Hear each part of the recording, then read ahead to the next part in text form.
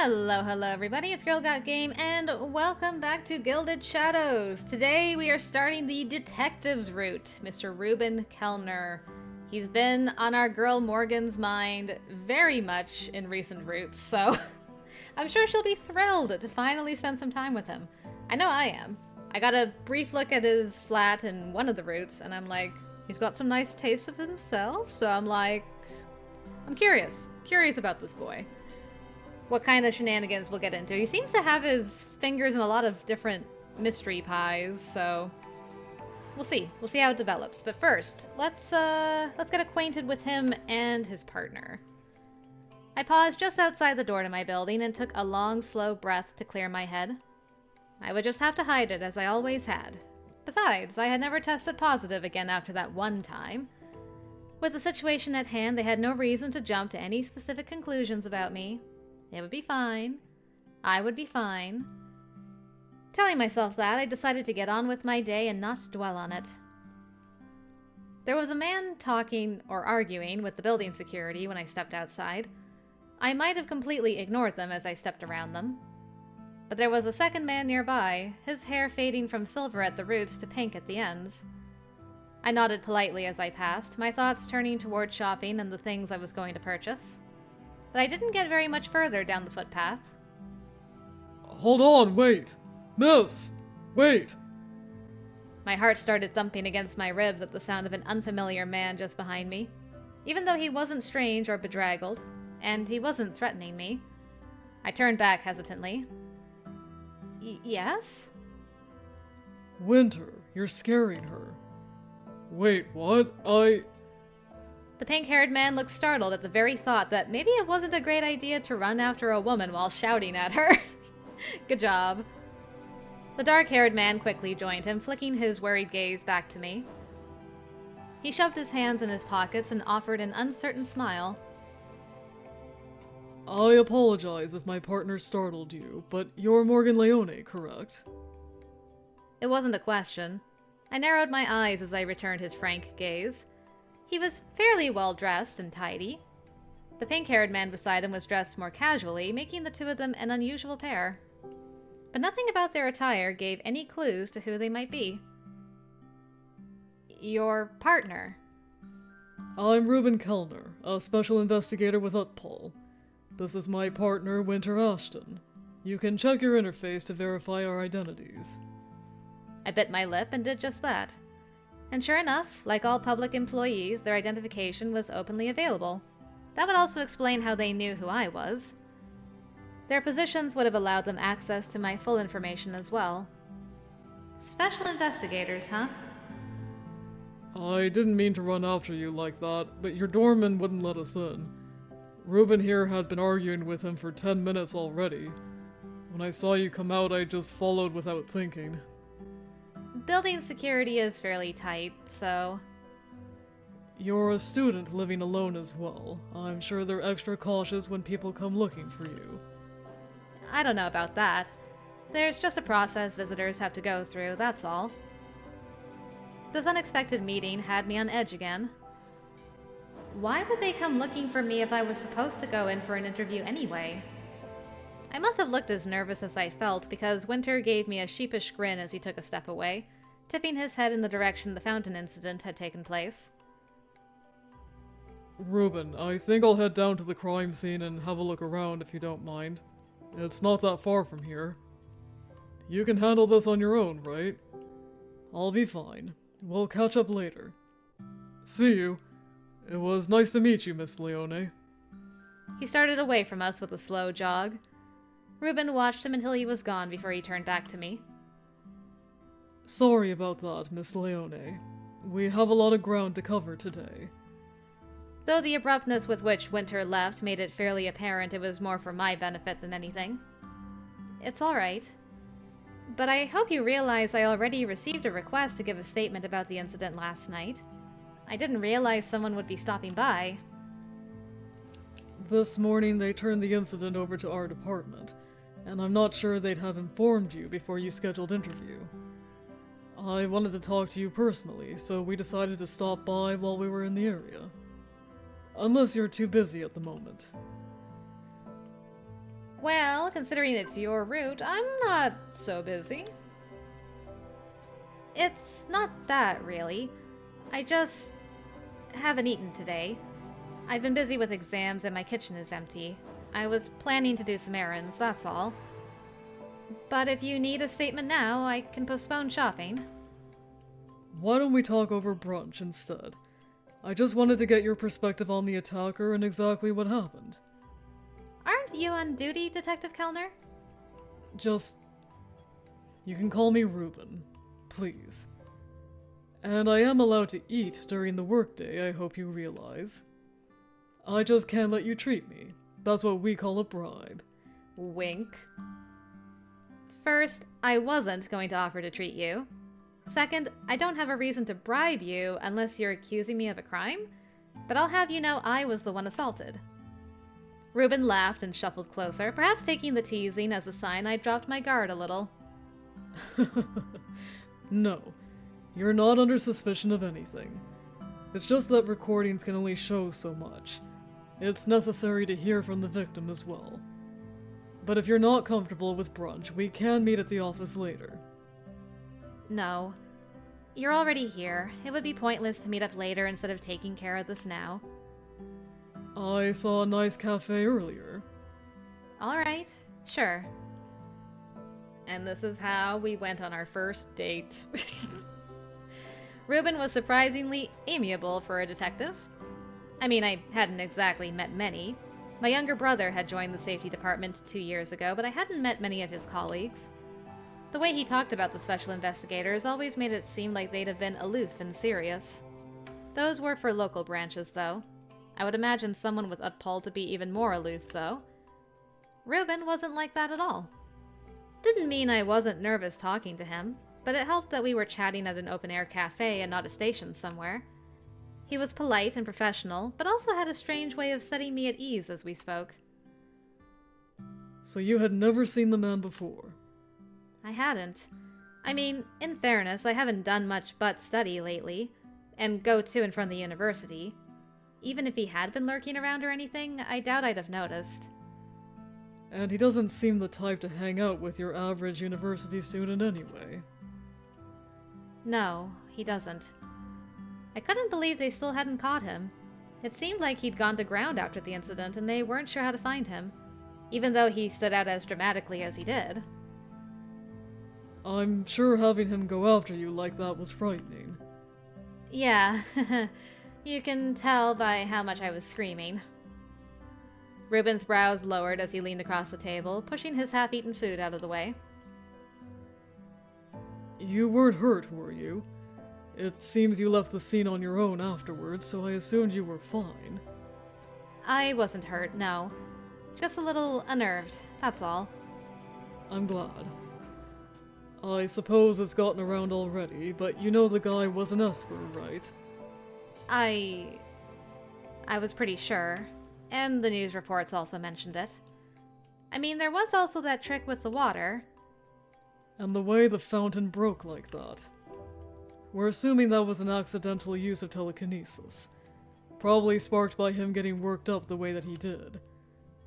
From the way everything played out, we assume his telekinesis is abnormal. But it's hard to say. To tell the truth, the way he fled shows he has some Rook-like abilities.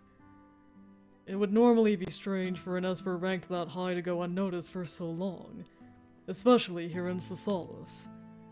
In the past, the only unregistered Espers that would turn up in New Albion totally unaffiliated were pretty low level.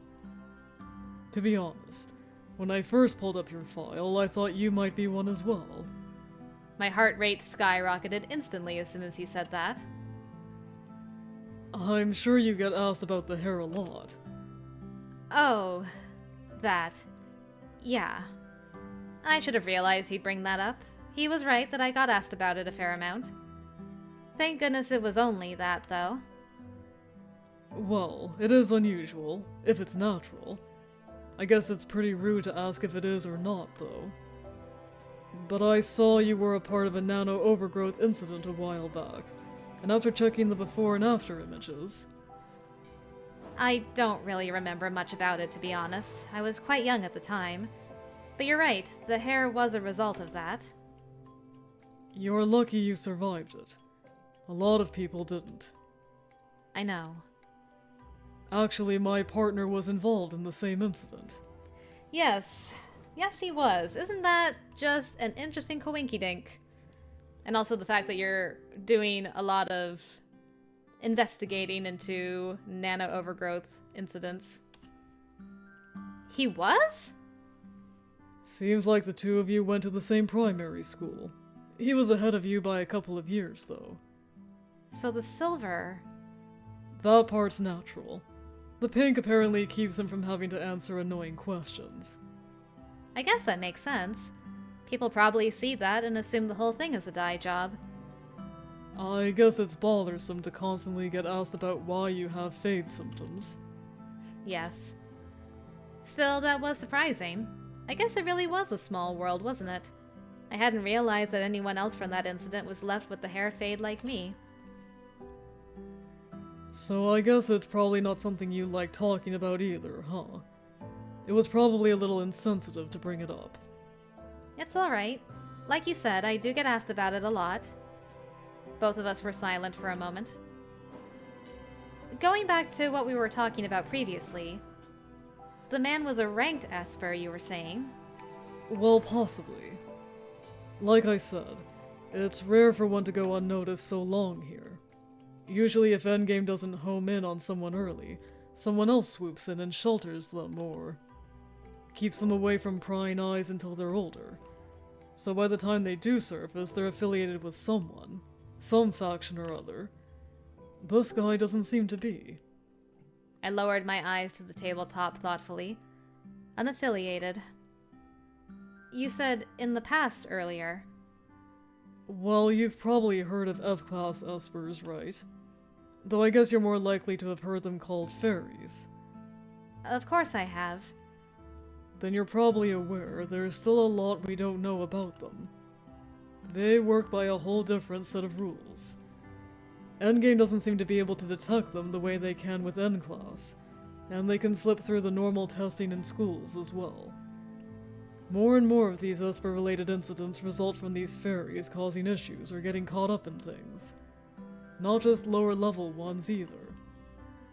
These days we have cases with unaffiliated Espers on par with named nano-ranks like Rooks or Knights.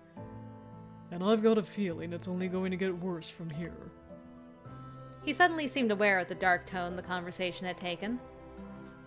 Oh, I didn't mean that to sound so dire. I just mean that Espers among the general populace are probably going to become more commonplace. It's not like Espers are a problem. Espers are normal citizens like everyone else and deserve the same protections, in my opinion. But even the SI department struggles to manage some of these cases, so it's always worrying when we come across a ranked Esper like this guy. He rubbed the back of his head sheepishly. You seem pretty well versed in Espers. Well, most of the crime Special Investigations looks at are Esper-related. Even before fairies showed up, there were plenty of infantry levels that were unregistered. Or registered and working for your average organization or company out here instead of with Endgame. Now it's becoming more commonplace. I didn't realize the situation with fairies was actually a significant concern. Well, I think some attention is given to how it's presented in the media, but of growing importance, yes. Just hasn't really blown up significantly yet. Yet, huh? Which meant he thought it would at some point, probably. Though that was another problem. I had other things to worry about at the moment. I was glad it looked like he wasn't questioning my status at all for now. Though it felt a little unfair the other guy was getting all the blame for destroying public property. Sorry I went off on a tangent like that. I was supposed to be listening to your side of what happened yesterday. It's alright. I know the guy was saying some pretty off-the-wall things. I guess there's not much chance you could make sense of it. Not really, but... At one point he quoted a play. I'm not sure there's really any relevance to that either, though. A play? That's unusual. I assume you know which play if you recognize the quote. It's called A Midsummer Night's Dream. Huh. Never heard of it. I have to admit I don't watch many plays. Well, it's pretty old. From Earth, actually. His eyebrow shot up almost comically at that. Earth? Really? Huh. Doubt that's required reading for his sort. His sort? Oh, sorry. I didn't mean anything by that. I imagine that sounded pretty jaded. I hope I didn't seem accusatory. I'm sure you see a lot in your line of work, so it's easy to become jaded. It is.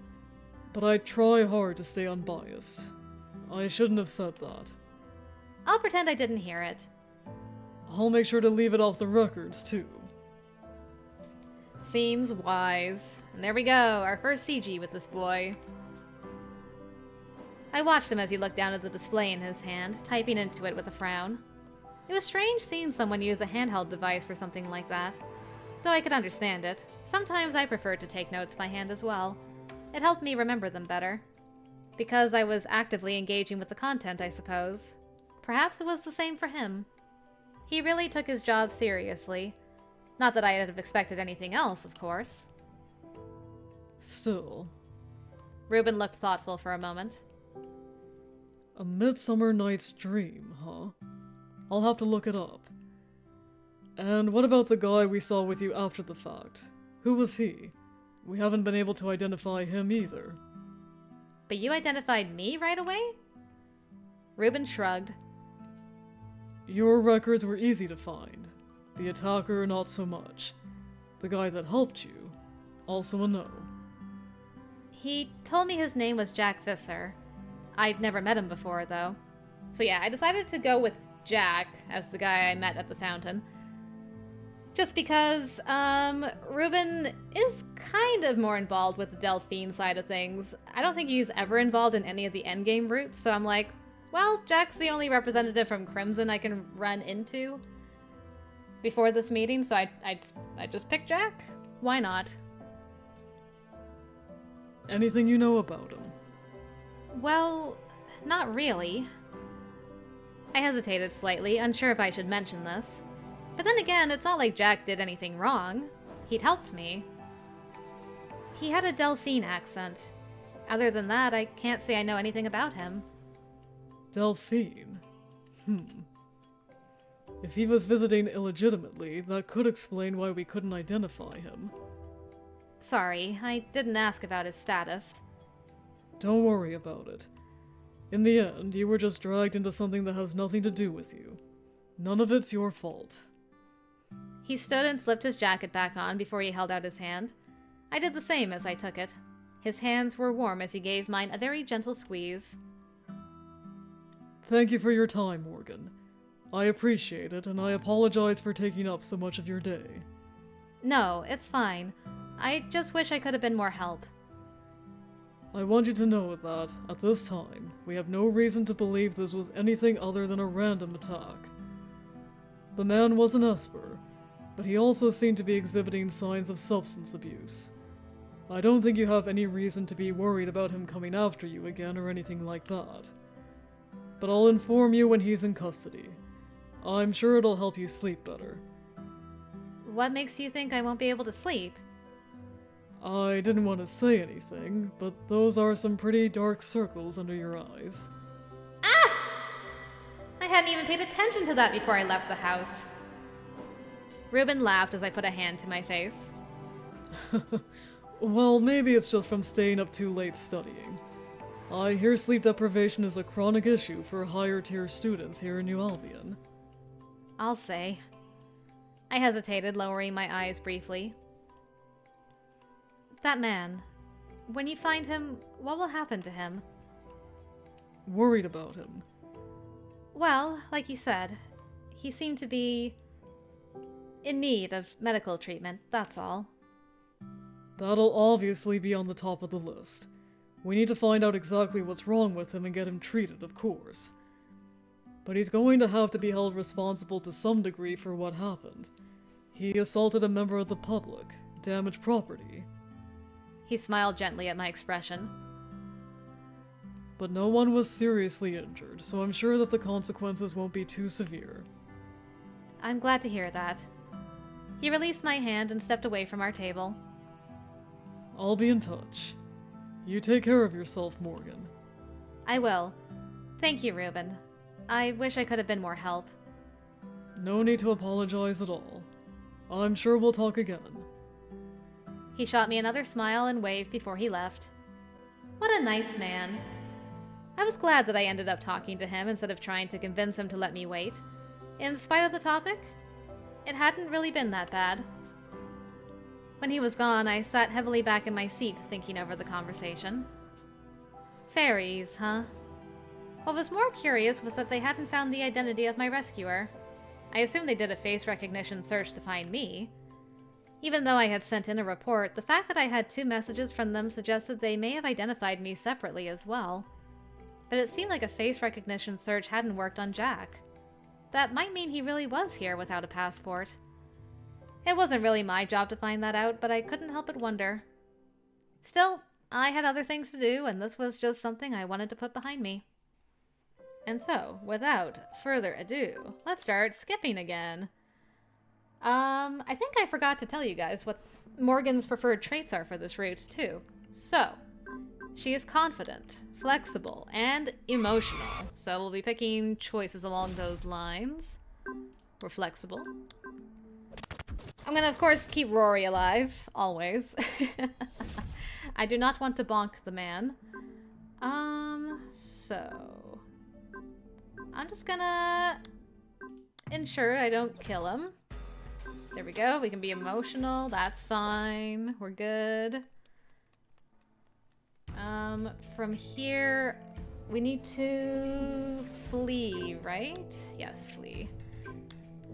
I've only done Quill's route once, and that was last time, and all of a sudden I'm like, wait, what do I do? Okay.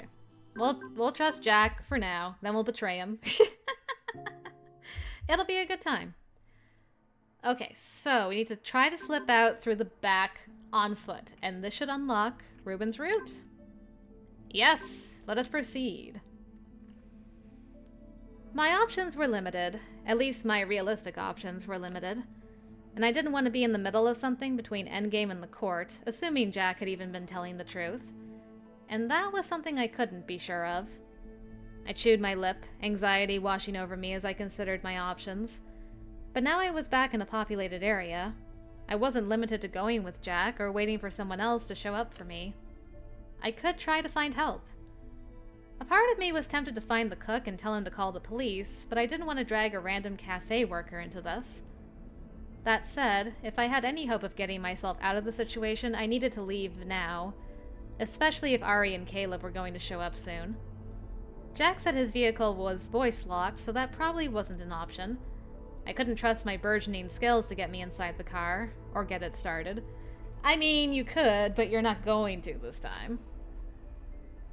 I'd have to set out on foot first. As awful as I felt, if I could separate myself from Jack, I'd probably be able to find somewhere else I could get help. Surely there was a PSD terminal somewhere nearby. Taking a deep breath, I stood, taking only a moment to steady myself before I left the table and apprehensively made my way towards the bathrooms. I didn't want to leave out the front, so I needed to find another way out. With luck, there was a back entrance that wouldn't take me through the kitchen. That seemed too conspicuous.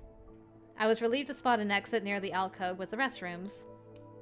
Casting a worried look over my shoulder, I stole past the doors, hoping Jack didn't emerge. My heart was thundering so hard in my ribcage it was almost painful. My chest was tight and breathing shallow as I finally stepped into the back alley behind the building. It was similar to the ones in New Albion, with hints of the same architecture creeping in. I had been too distracted on our way in to notice that. The familiarity was a source of comfort and anxiety. It reminded me of home, but stirred doubts I could even go back home at this point.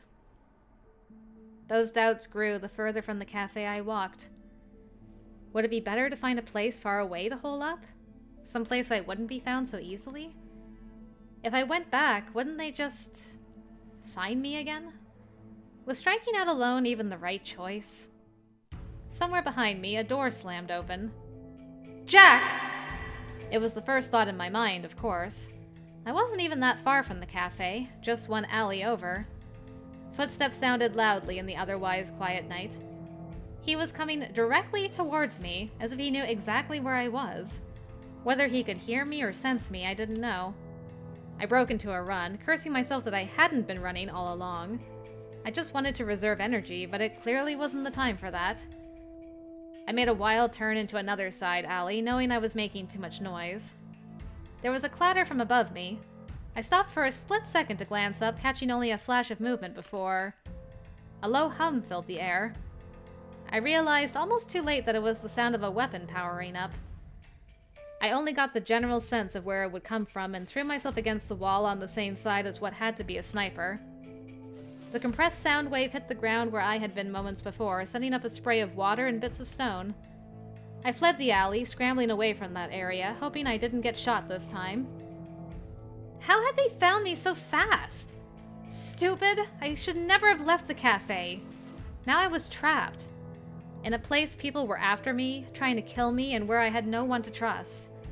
I should have told that detective the truth when I met him earlier. I should have asked for help then. Morgan, get down! There was the sound of the weapon again. I squeezed my eyes shut, screaming in frustration and fear. Reuben Kellner's face flashed through my mind. A crystal clear image of him sitting alone reading. An apartment. Safe. Warm. Girl, you teleport yourself to that cozy little flat. Do it. Help me! The weapon fired, and... Yeah! Nice! I love our girl's visualization. She can just, like, look and be like, safety. A nicely decorated apartment. I want to go there. I mean, look at this place. It's very nice. Warm air hit me, as did stabbing pain in my head. For a split second, it felt like I was floating. Gravity took over, and I fell. Not far, though. I hit something equal parts bony and soft. You landed on top of your man. Amazing. It let out a startled oof beneath me. I sat there stunned as realization hit me that I teleported again. I barely registered it was happening, and now I was sitting there with my heart feeling like it was about to explode out of my chest. The person under me, who had to be just as stunned, finally spoke. Whoa! What happened to your hair? Did you just get out of the shower? I barely recognize you. Morgan Leone. My eyes flew open, and I let out a heavy, shuddering breath when I realized who it was. Reuben! I had teleported to him in the instant I thought about him. Oh my god! I threw my arms around him, clinging tightly and sobbing against him, grateful for these stupid abilities for the first time all day. Dang, girl. Reuben stiffened in my arms as if unsure how to react. Which was fair enough. A woman materialized out of thin air and landed in his lap. And slightly crushed him. If I had been less distraught, I probably could have laughed at the absurdity of teleporting into the lap of a man I barely knew. But there were worse places to be. At the moment, I couldn't laugh. I could just cling to him as if he would throw me in the streets if I let go. Help me. Please. Help me. One of his hands found its way to my shoulder in the barest hint of a comforting hug. Morgan, what in the world is going on?